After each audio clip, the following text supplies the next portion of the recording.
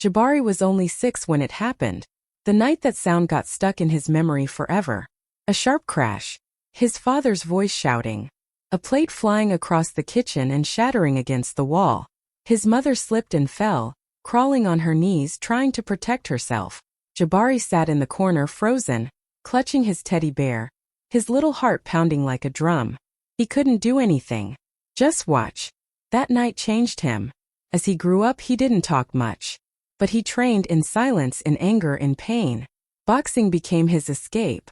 Every punch, every jab was for the night he couldn't help her. By 26, Jabari was a national champion, known all over Africa. Calm outside the ring, a beast inside it. Then one day during his biggest fight, he looked into the crowd and there he was. His father. Drunk. Smirking. Like he had the right to be there. Jabari didn't flinch. He finished the match, gave his victory speech and smiled for the cameras. But after the lights went off and the parking lot emptied, he walked straight to the car his father was leaning against, and let every unspoken word land like thunder. The broken plate wasn't forgotten.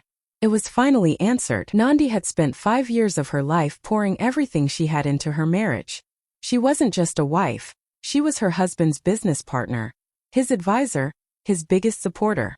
Together, they built Adebayo Logistics from nothing. It started with late nights, small contracts, and dreams that felt too big. Nandi was the one who organized the clients, managed the books, and used her university knowledge to help Daimler shape a real company. She believed they were building a future together. Not just a business but a life. But one day everything changed. Nandi walked into the family home after a long day of work, expecting the usual chaos of dinner. But what she saw stopped her cold. At the head of the table, in her usual seat, sat another woman, elegant, loud, with makeup done to perfection and wearing a dress that sparkled under the chandelier. Everyone was laughing with her like she'd always been there. Before Nandi could even ask who she was, her mother-in-law stood up and smiled proudly. "This is Adesawa," she said. "A real woman." The words hit Nandi like a slap. Daimler didn't say a word. He didn't stand up, didn't explain. He just stared at his plate while his family welcomed this stranger like royalty. Nandi felt like her world had cracked open. Everything she had built, every sacrifice, every sleepless night was being erased, like she was never part of the story. She wasn't even given a reason. No fight, no conversation, no warning. Just silence. And in that silence they replaced her. Not legally, not officially, but emotionally, mentally, spiritually. The message was clear. She was no longer the chosen one. That night, when Nandi sat alone in the guest room, the room she once used for visitors, she didn't cry. She didn't scream. She just stared at the ceiling, realizing something painful. Sometimes betrayal doesn't come with loud lies.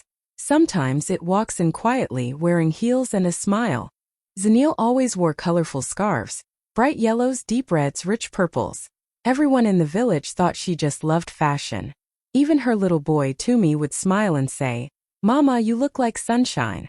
But he didn't know what those scarves were hiding. Underneath was pain, bruises, finger marks, sometimes swollen lips, and silence. Tumi grew up thinking his father was strict, that maybe all fathers were that way. He thought the yelling was normal, the slaps were discipline, and that his mother's quiet tears at night were just part of life. Until one day when he was 13 he saw it clearly. His father didn't just shout. He hit. He dragged. He hurt. That was the day Tumi stopped calling him Baba. At 19, Tumi left the village without saying much. Just that he wanted a better life. He didn't look back. People whispered, "He's too soft. He won't last a month in the city. He'll come back like the rest." But Tumi didn't come back. Not for 8 years.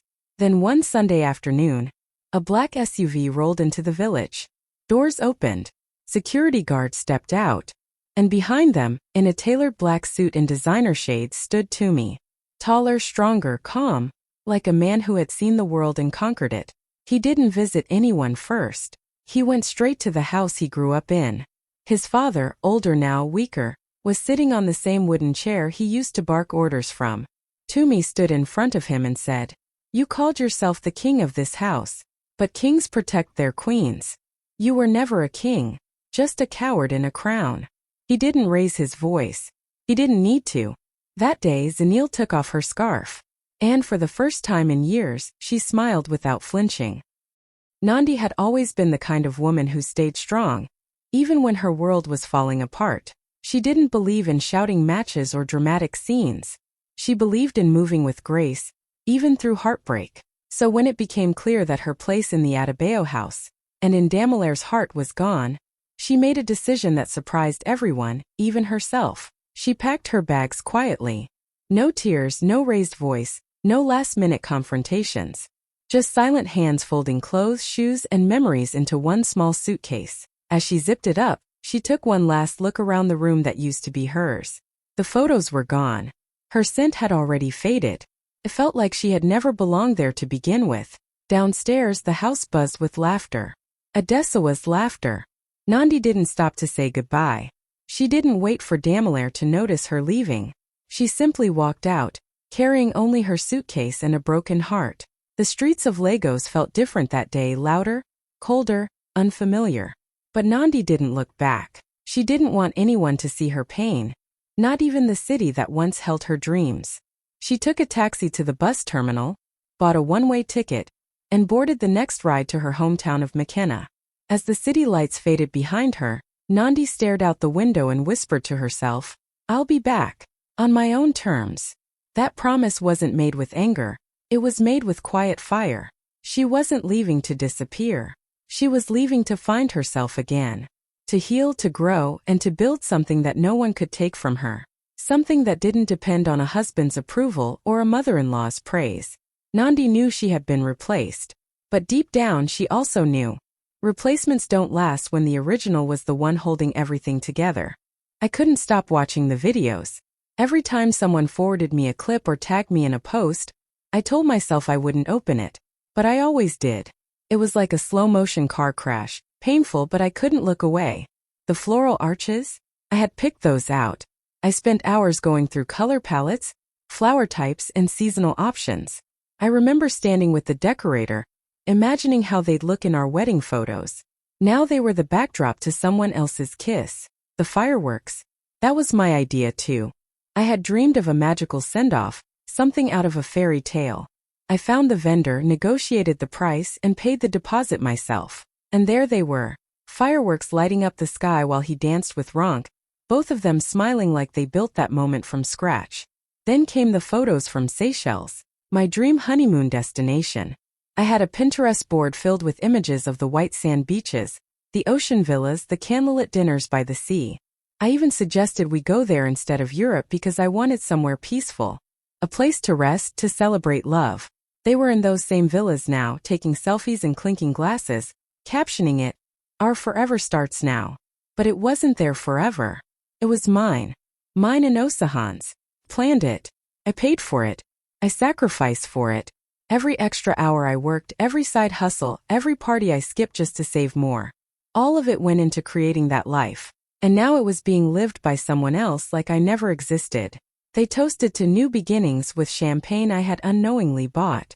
And where was I? Curled up in bed, phone in hand, barely able to move. My apartment was dark. I hadn't eaten in 2 days.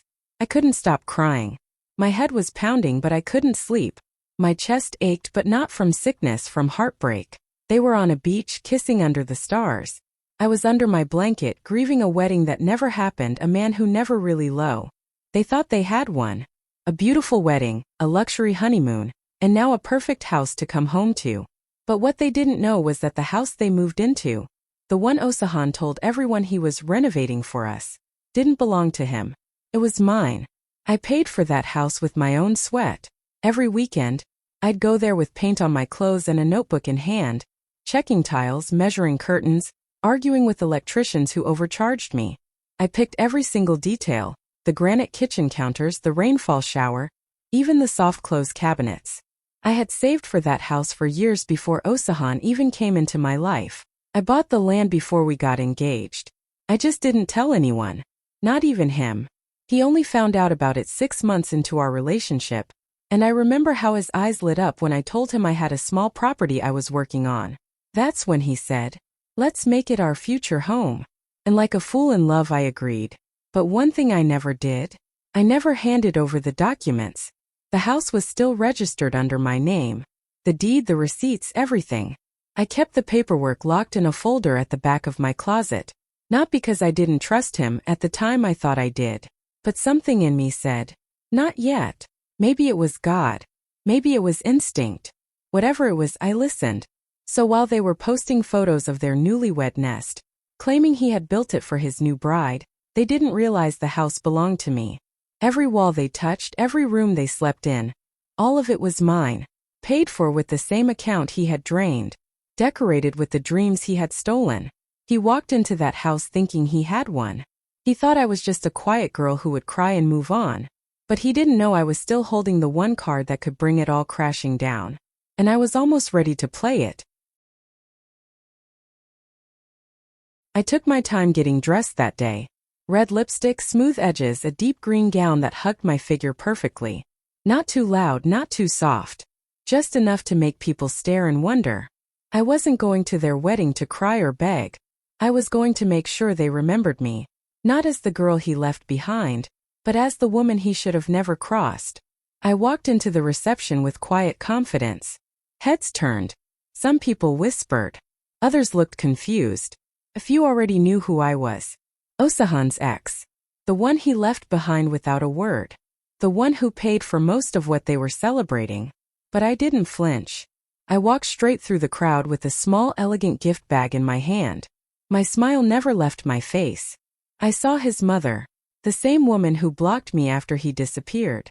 I walked up to her, hugged her like we were old friends and whispered, "Congratulations, Mama." Her smile trembled. I didn't look for Osahan or Ronk. I didn't need to. I had already taken back the power they thought they stole. I walked over to the gift table, placed the bag down gently and turned to leave. No screaming. No scenes. Just silence and red lipstick. People watched me walk out like they were holding their breath, expecting something dramatic. But I gave them nothing. Just grace. The kind that burns quietly. But inside that bag, it wasn't perfume or a card. It was something far more powerful. Tucked between soft tissue paper was the original deed to the house they had just moved into, signed and stamped in my name, Ebel Kachikwu. Alongside it was a legal eviction notice, properly filed and approved. And on top of both, a simple handwritten note that said, "This fairy tale ends at midnight." I didn't need to yell. I didn't need to fight. I just needed to show up, drop the truth in a pretty package and walk away. Because when the clock struck 12, they'd find out what real heartbreak feels like. In their house, silence wasn't peace, it was fear. One wrong word, one look, one breath too loud, and fists would fly. His father ruled the home with anger. The kind that didn't need to shout. Just the sound of his footsteps could make everyone freeze. His mother walked on eggshells. His sister spoke in whispers. And him? He barely spoke at all. As a child, he thought silence meant respect. That maybe if he stayed quiet enough, his father wouldn't notice him, wouldn't hurt him. But deep down he was collecting everything. Every scream, every bruise, every slammed door like firewood. When he turned 18, he left quietly. No goodbye. No suitcase. Just walked out with the clothes on his back and a fire in his chest. He worked, studied, listened, learned, and slowly he found his voice. By 30, he was one of Africa's most powerful public speakers, a fierce advocate against domestic violence. People traveled across countries to hear him speak. His voice, once silent, now moved crowds to tears and lawmakers to action. Then came the biggest event of his career, a rally in his hometown, the same town where he once hid behind doors, the same town where fear had stolen his childhood. He stood on stage, lights shining down, microphone in hand, thousands watching. And as he scanned the crowd, he saw him, his father, older, smaller, eyes wide, hands shaking. For a moment the world stood still. Then the man spoke, calm, clear, powerful. I used to think silence was respect, but silence can also be fear. And fear is not love. The crowd erupted in applause. But the loudest noise that day was in one man's chest, the father who realized too late that his silence no longer controlled anyone. And his son, he now used his voice to set others free. For a while, Adesua played her part well, the glamorous, confident, perfect daughter-in-law who smiled in public and posed beside Damilare at every business event. The Adebayo family praised her style, her poise, her charm. They paraded her around like a trophy, thinking they had upgraded. But behind closed doors, things were already falling apart. Adesawa didn't understand logistics. She didn't know how to manage staff, or negotiate contracts, or fix delays. And she definitely wasn't ready for the pressure that came with running a growing company. She made flashy decisions without thinking, hired people she couldn't trust, and cut corners to make things look successful on the outside. But behind the scenes, the business was cracking. Soon whispers began to spread. Clients complained about missing goods. Delivery trucks arrived late or not at all. And then the real trouble started: tax issues, unpaid invoices, missing stock. A quiet investigation turned into a loud scandal.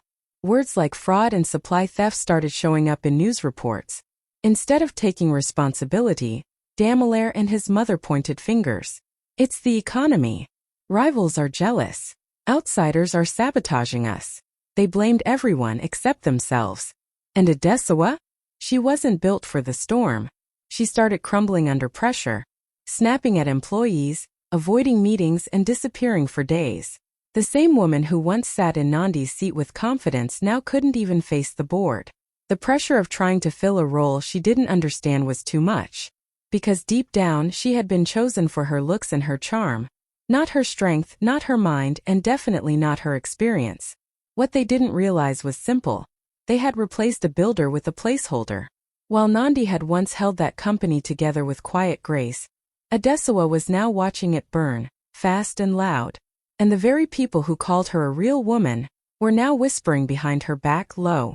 The National Business Expo in Abuja was the biggest event of the year. CEOs, investors, and top industry leaders from across West Africa filled the grand hall. Cameras flashed, music played softly, and every eye was focused on the stage as awards were being handed out to the most influential companies in the region.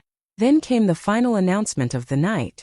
The fastest rising logistics company of the year goes to Zubaflow. The crowd clapped politely at first. Most people still didn't know the face behind the brand. But then from the side of the stage a woman appeared, heels clicking softly against the polished floor. A sleek silk gown flowed with every step, head held high, eyes forward, calm and confident. It was Nandi. The moment she stepped into the spotlight, the entire room changed. Gasps echoed from one corner of the hall. The loudest came from the Adebayo family, seated just a few rows from the front. Daimler's mouth fell open. His mother froze in her seat, eyes wide with disbelief. Even Adesawa, dressed in designer clothes, looked like a shadow beside Nandi's grace. Nandi didn't look their way. She didn't need to. She accepted the award with a soft smile, gave a short, powerful speech about innovation and inclusion, and never once mentioned the past. She let her presence speak louder than revenge ever could. The crowd stood to applaud, not just for Zubaflow's success, but for the woman who had built it from nothing. In that moment, Nandi wasn't the plain girl from the village. She wasn't the forgotten wife or the woman forced into a guest room. She was the visionary, the founder, the CEO. She didn't return with noise or anger. She returned with success wrapped in elegance. And without saying a single word to the people who once broke her, she reminded them who she truly was. She had always been the force behind the success. They just didn't see it until it was too late. A few months after the business expo, the Adebayo family faced their biggest blow yet. Their once thriving company was drowning in debt. Contracts were gone, profits had vanished, and even their loyal clients had moved on. To stay afloat, they had no choice but to sell off assets, starting with their most valuable one, the company headquarters in Victoria Island. It was a grand building, glass walls, marble floors, and their family name still engraved on the front door. It had once been a symbol of pride, a place Nandi helped build from scratch. They sold it quietly, hoping to avoid embarrassment. A private deal, a quick transfer. They never bothered to ask who the buyer was. Until one morning everything changed. The staff arrived to find new signs being installed. Security asked everyone to wait outside. And by 10 a.m., a legal team walked through the front doors and handed Daimler official papers. The building now belongs to Zubaflow. New ownership, new management, new rules. And standing just behind the legal team, watching calmly with her arms folded, was Nandi. She didn't say much, just nodded politely and walked past Daimler and his mother like they were strangers on the street. She didn't need to explain. The papers said it all. The same building where she was once treated like help was now hers. The whispers spread quickly. Former staff members looked at her with shock. Some smiled quietly, remembering the way she was pushed aside. Others stood frozen, realizing that the woman they ignored was now sitting at the top. Nandi didn't come to humiliate them. She came to take back what she built, only this time with her name on the door. She turned pain into power, and silence into strategy. They thought she walked away empty-handed, but she returned with everything. Not just the building, the legacy, the leadership, the last word. After the takeover, Daimler finally reached out. He sent messages, called from different numbers, even showed up outside the Zubaflow building one morning, asking to speak with Nandi. He looked nothing like the confident man who once let her go without a word. His shoulders were heavy, his eyes tired. The charm he used to wear so easily was now replaced with quiet desperation. Nandi didn't rush to respond. She didn't block him either. She agreed to meet, but on her terms. They sat at a small cafe not far from where they used to live in Lagos. He came in first, nervous, fidgeting, unsure of what to say. When she arrived, she was calm, dressed in a crisp suit, graceful and composed. Every part of her radiated peace and power. Daimler started talking quickly, trying to explain, trying to say it wasn't what it looked like, that he had made mistakes, that maybe they could talk things through. He even apologized. For the first time in years, he looked her in the eyes and said sorry. Nandi just listened, quietly. No anger, no emotion. When he finally stopped talking, waiting for her reaction, she smiled gently and leaned forward. Some losses don't deserve closure, she said softly. They deserve to be forgotten. It was the kind of sentence that didn't need to be shouted to be heard. She stood up, gave him a polite nod and walked away. There was no yelling, no insults, no dramatic ending. Just truth, simple and clear. She didn't need his apology to heal. She didn't need his regret to validate her journey. She had already closed that chapter the day she walked out of the Adebayo house with her suitcase and a broken heart. Now she was whole. And the man who once thought she was forgettable had become the forgotten one. That was her closure. Quiet, graceful and complete. The house that once echoed with Adesawa's laughter had turned silent. The staff had been reduced, the money was drying up, and the sparkle she once wore so proudly had faded. Adesawa, the woman they once called perfect, was tired. Tired of pretending, tired of fixing Daimler's mess, tired of the weight she was never prepared to carry. First she tried to hold on. She smiled at public events, wore designer clothes and acted like everything was fine. But behind closed doors the cracks were growing too loud to ignore. The business was falling apart. The respect she once enjoyed was gone. And the man who promised her everything had nothing left to offer. Not money, not love, not vision. She didn't scream. She didn't argue. One morning, Daimler woke up and found her side of the bed empty. Her clothes were gone, her perfume no longer lingered in the air. And on the dining table was a single handwritten note. It read, "You lost the real queen when you listened to your mother." Just one line.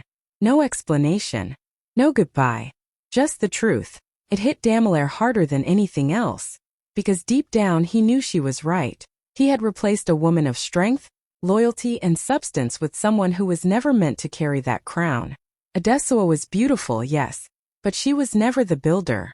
Nandi had been the heart, the planner, the mind behind the empire. And he had let his mother's shallow judgment blind him. Now he was alone. Adesawa's departure wasn't a dramatic exit, it was a quiet collapse. The kind that makes you sit in silence and question everything. Daimler was left with memories, regrets, and a company in ruins. The perfect one had walked out, and the woman they once cast aside had already walked into greatness. He was just a boy when it happened, maybe 10 years old. It was a sunny afternoon, and the whole neighborhood was outside. Kids were playing, women were chatting near the corner store, and he was walking home with his mother, holding her hand. Then out of nowhere his father appeared. Angry. Shouting. Everyone turned to look, and right there in the middle of the street he slapped her. Not once. Not twice. Over and over until her lips split and she fell to the ground. No one moved. No one helped. And the boy?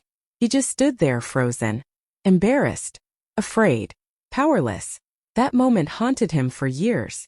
The way the crowd looked down. The way his mother wiped her face and stood up like she was used to it. The way the slap didn't just hit her. It hit his heart too. But life moved on. The boy grew older, stronger, smarter. He studied hard, stayed focused, and never forgot his promise. One day, I'll make sure no woman gets treated like that again. Years later, the same neighborhood gathered again. But this time for celebration. Their local boy had just been elected mayor. The streets were full of cheering, music, and pride. His mother stood beside him, smiling for real for the first time in years. And then came his first public announcement. The microphone crackled, and his voice rang through the crowd.